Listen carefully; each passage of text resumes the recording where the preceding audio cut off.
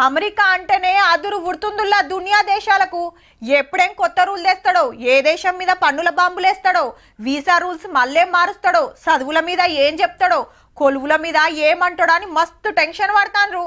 కానీ అమెరికా అధ్యక్షుడు మాత్రం అస్సలు తగ్గుతలేడుల్లా.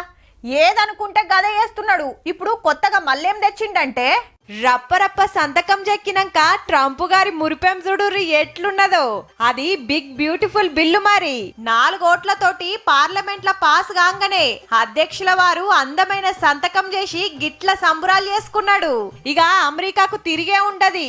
మన తడాక ఏందో చూపిస్తామని మా గొప్పగా చెప్పబట్టే. Beautiful. I said you can't use the word call unless you precede it by saying clean, beautiful call.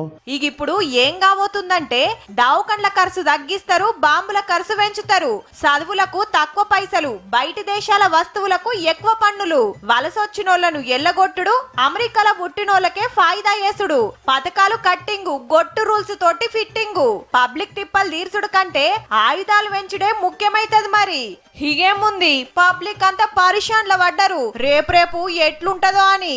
ఈ చట్టం వద్దంటే వద్దని జిగిరి దోస్తు మస్కుసారు లొల్లి పెట్టుకొని దూరం అయితండంటే చూడుర్రిగా దేశాన్ని ఆగం చేస్తున్నవని కొత్త పార్టీ పెడతాడటిగా.